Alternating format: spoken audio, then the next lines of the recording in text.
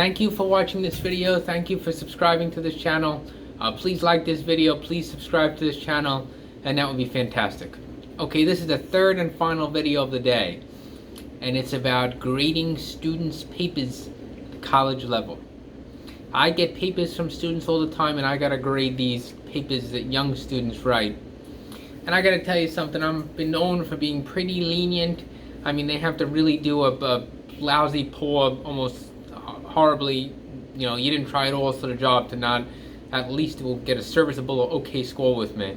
I do everything I can to give the students the maximum, because we're in a pandemic, they're younger, they're going to school in a way that's not really ideal. Who knows what kind of mitigating factors they have going on in their lives. It's possible that they could be struggling financially. It could be 100 things going on. And again, I said it once, I'll say it again, we're still in the worst pandemic environment that we've been in a long time, even though hopefully we're coming out of it. So you have to keep this all in mind for the students. I try to give them the best amount of points possible, if it's sensible.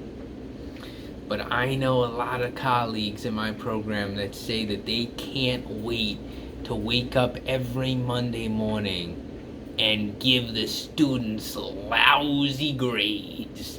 A lot of people become professors because they want to float up on a throne of books and a throne of academia and a throne of knowledge, a decrepit throne, I say.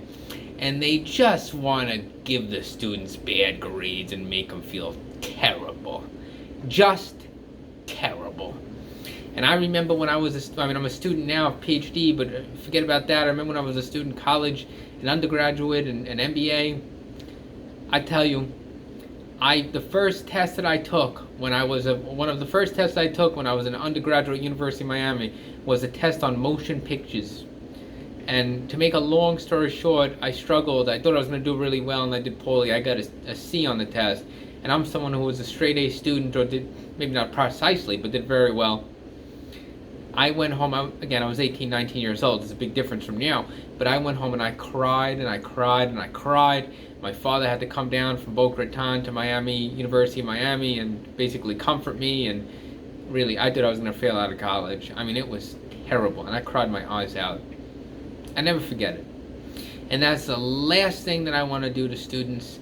I mean, I'll coach them, I'll help them, I'll do what I can to, make them do well, even if it's, I don't want to say fudging points, but participation points. And if they could do anything, to boost their grade, it's reasonable. Even if they forgot to do a quiz that was due in September, and all of a sudden it's December, and I got to open up this Dropbox for them, I'll do it.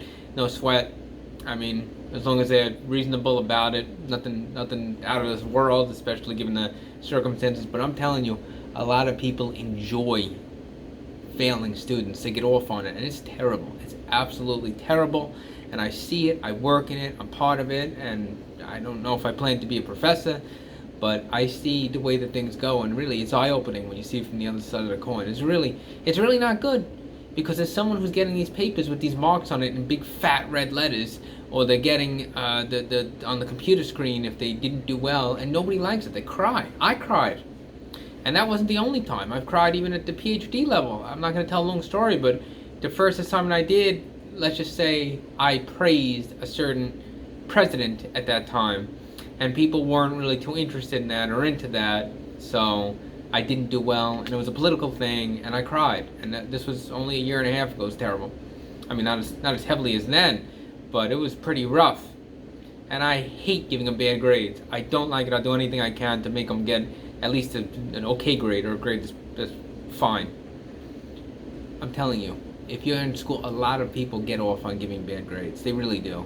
So that's just something to think about. It's terrible. And when you see it from the other side of the coin, you see how it really goes. It's not good.